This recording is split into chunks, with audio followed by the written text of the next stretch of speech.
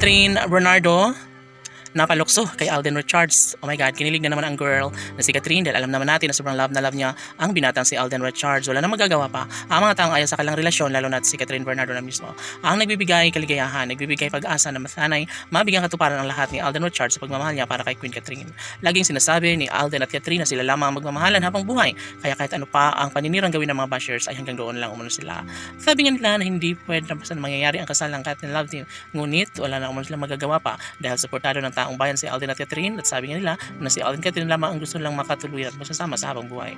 Laging bukang bibig ng dalaga na sadyang siya ay iniingatan at minamahal ng tunay ng gwapong aktor na si Alden Richards. Kaya darating talaga ang tamang pagkakataon na mawala rin sa kanya ang pinakaminamahal na si Alden Richards. Si Alden ay sagana sa pag-ibig ni Catherine Bernardo, kaya kahit ano pa ang sasabihin ng mga bashers laban sa panira ng dalawang relasyon ay hindi umano sila magbabago, hindi sila magpapapekto dahil alam nila na love nila ang isa't isa ni Alden Richards at Catherine Bernardo. Siyempre sa puntong ito, lahat ay naghahangad na sanay hindi na mangyari na magkaroon ng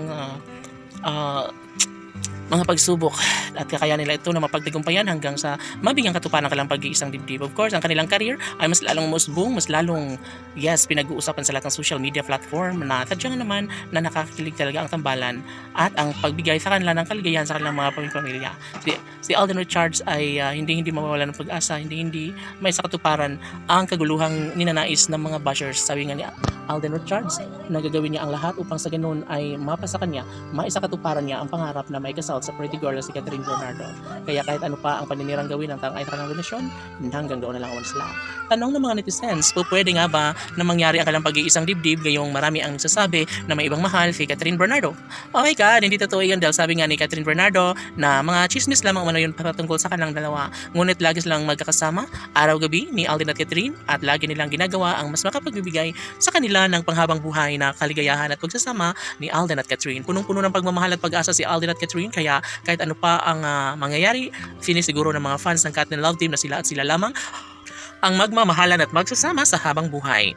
Well, dapat lamang na kailang mapagtagumpayan ng lahat dahil deserve din naman ni Alden at Catherine ang magkaroon ng habang buhay na pagmamahalan. Sabi nga nila na aanhin pa ang kagandahan ng nag-iisang Catherine Bernardo kung hindi rin lang naman si Alden Richards ang makikinabang nito. Oh my God! Sa totoo lang, I love na love ni Alden Richards si Catherine Bernardo at wala nang sinumang makakapaghiwalay sa kanilang dalawa, wala nang sinumang makakapigil pa sa kanilang mga desisyon. Buo na ang loob ni Alden at Catherine na sila na nga ang magsasama at tsak umano na mas magiging masaya, magiging happy ang taong bayan, lalo na kapag balang araw ay maisakatuparan na ang isa sa matagal ang inihiling ng taong bayan. Si Alden Richards lamang ang nag-iisang lalaking gustong makasama hanggang sa pagtanda ng pretty girl na si Catherine Bernardo. Napalukso ang dalaga dahil sa pag-ibig ni Catherine Bernardo. Sana sila na nga ni Alden at Catherine laban.